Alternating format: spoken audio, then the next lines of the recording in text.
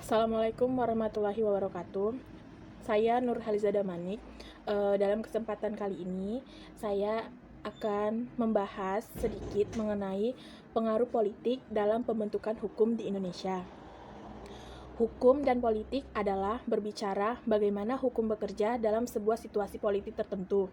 Dalam hal ini, yang dimaksud adalah hukum sebagai perwujudan dari nilai-nilai yang berkembang dan nilai-nilai yang dimaksud adalah keadilan. Dengan demikian, idealnya hukum dibuat dengan mempertimbangkan adanya kepentingan untuk mewujudkan nilai-nilai keadilan tersebut. Dengan ciri-ciri yang mengandung perintah dan larangan, menuntut kepatuhan dan adanya sanksi, maka hukum yang berjalan akan menciptakan ketertiban dan keadilan di masyarakat. Hukum juga sebagai salah satu kaidah yang dipositifkan secara resmi oleh pengusaha negara adalah sebuah produk dari kegiatan politik yang dapat terbaca dari konteks dan kepentingan yang melahirkan hukum itu dan bagaimana hukum tersebut dijalankan. Keadilan akan dapat terwujud apabila aktivitas politik yang melahirkan produk-produk hukum memang berpihak pada nilai-nilai keadilan itu sendiri, terlepas bahwa dalam proses kerjanya, lembaga-lembaga hukum harus bekerja secara independen untuk dapat memberikan kepastian dan perlindungan hukum. Dasar dari pembentukan hukum itu sendiri yang dilakukan oleh lembaga-lembaga politik juga harus mengandung prinsip-prinsip yang mengandung supremasi hukum yang berkeadilan. Terus juga perdebatan mengenai hubungan hukum dan politik memiliki akar sejarah panjang dalam ilmu hukum. Bagi kalangan aliran positivisme hukum seperti John Austin, hukum adalah tidak lain dari produk politik atau kekuasaan. Pada sisi lain, pandangan berbeda datang dari kalangan aliran sejarah dalam ilmu hukum yang melihat hukum tidak dari dogmatika, hukum dan undang-undang semata, akan tetapi dari kenyataan-kenyataan sosial yang ada dalam masyarakat dan berpandangan bahwa hukum itu tergantung pada penerimaan umum dalam masyarakat dan setiap kelompok menciptakan hukum yang hidup. Karena itu, dalam melihat persoalan hukum di Indonesia harus dipandang dari kenyataan sejarah dan perkembangan hukum Indonesia itu. Pada saat masyarakat Indonesia berbagai ketidakpuasan atas penegakan hukum dan penanganan berbagai persoalan hukum bersumber dari cara pandang yang tidak sama tentang apa yang dimaksud hukum dan apa yang menjadi sumber hukum. Terus selanjutnya ada peranan politik dalam pembentukan hukum.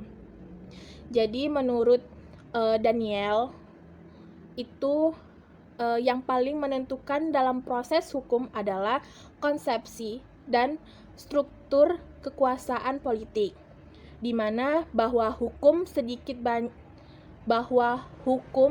banyak selalu merupakan alat politik dan bahwa tempat hukum dalam negara. Semua tergantung pada keseimbangan politik.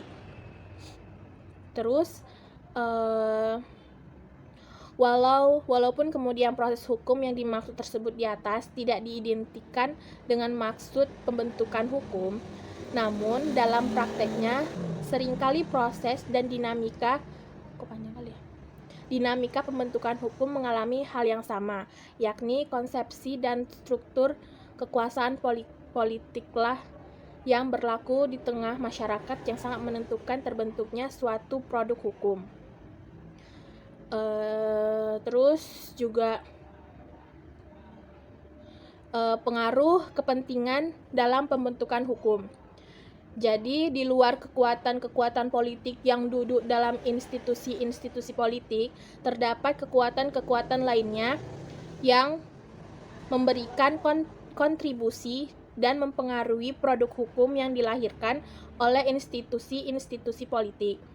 Kekuatan tersebut berbagai kelompok kepentingan yang dijamin dan diakui keberadaan dan perannya menurut ketentuan hukum sebagai negara yang menganut sistem demokrasi seperti kalangan pengusaha, tokoh ilmuwan, kelompok organisasi kemasyarakatan. Bahkan, Undang-Undang Republik Indonesia Nomor 10 Tahun 2004 tentang pembentukan peraturan perundang-undangan dalam bab 10 menegaskan adanya partisipasi masyarakat, yaitu yang diatur dalam pasal 53, masyarakat berhak memberikan masukan secara lisan atau tertulis dalam rangka penyiapan atau pembahasan rancangan undang-undang dan rancangan peraturan daerah.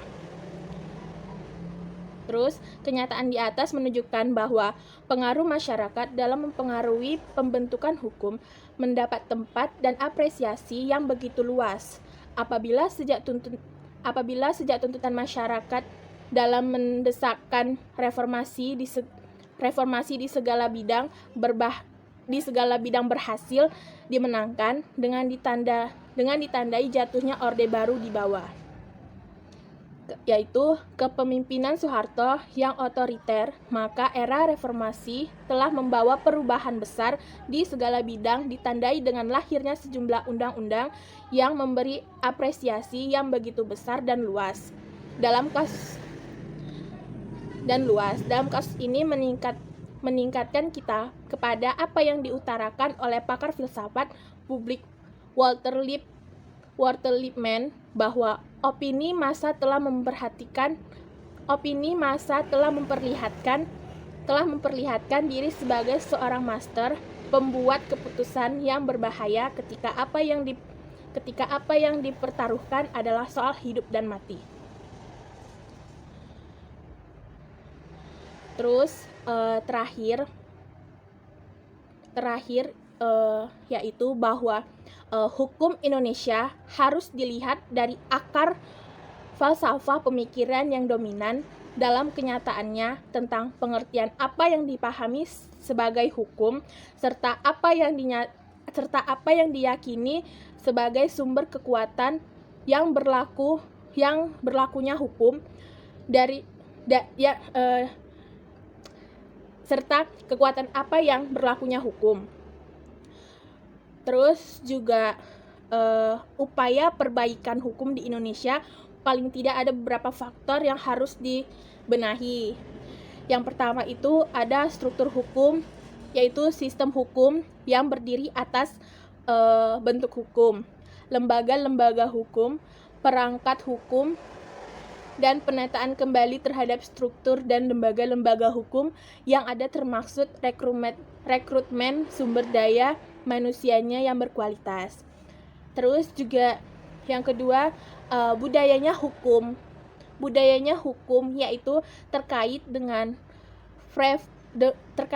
profesionalisme para penegak hukum dalam menjalankan tugasnya serta kesadaran masyarakat dalam menaati hukum. Sekian dari video saya. Jika ada yang salah, saya mohon maaf. Wassalamualaikum warahmatullahi wabarakatuh.